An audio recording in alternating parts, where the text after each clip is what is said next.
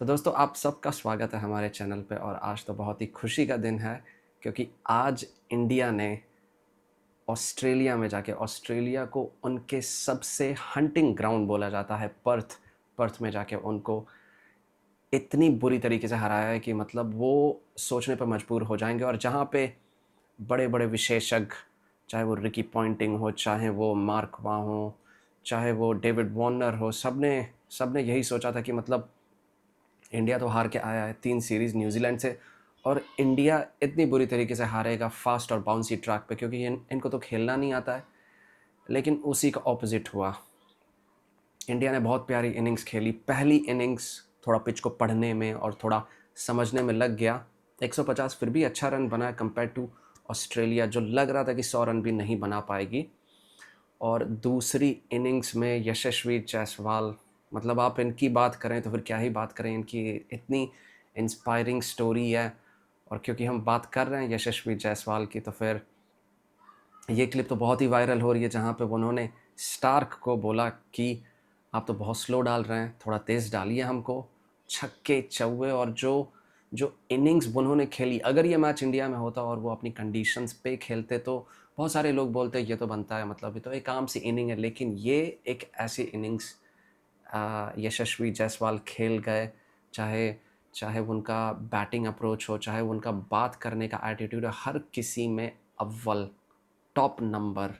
मतलब ये एक ऐसी इनिंग्स है जो आने वाली जनरेशन में एग्जाम्पल दिया जाएगा कि मतलब पर्थ पे ऐसी इनिंग्स इंडिया ने खेली, यशस्वी ने खेली। और बहुत ही अच्छी इनिंग्स खेली।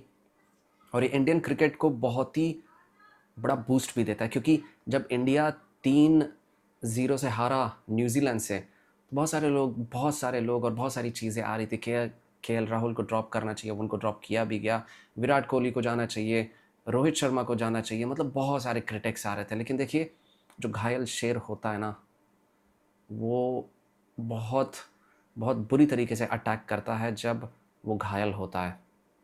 तो यहाँ पे इंडिया ने प्रूफ किया कि क्यों इंडिया डिज़र्विंग और वन ऑफ एक्चुअली सबसे बेस्ट तीनों फॉर्मेट में है।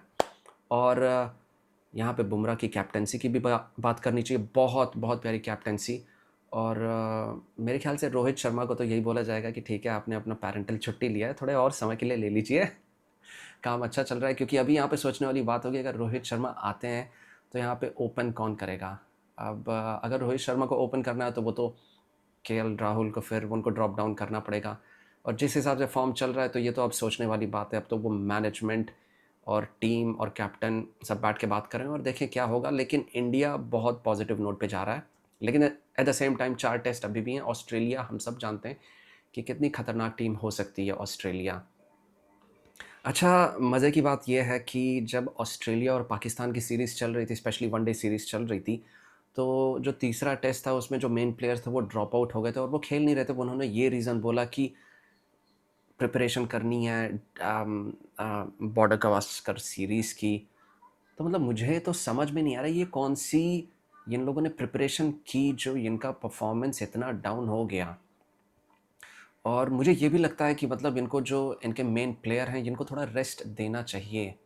अब फॉर इंस्टेंस आप ले लीजिए कि जो ओडीआई सीरीज़ ये पाकिस्तान से हारे, उसके बाद इनकी पूरी यंग टीम, बहुत ही कम गिने चुने सीनियर प्लेयर थे जो खेल रहे थे T20 क्रिकेट में। आप देखें वहाँ पे जीते वो, और बहुत बहुत ही हैंडसमली जीते।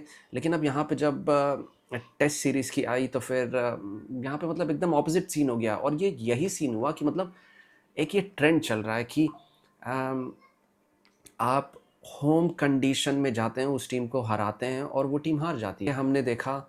ये हमने देखा कि पाकिस्तान के साथ हुआ। बांग्लादेश ने उनको वाइट वॉश करके उनके ही प्लेस पे मतलब हरा दिया।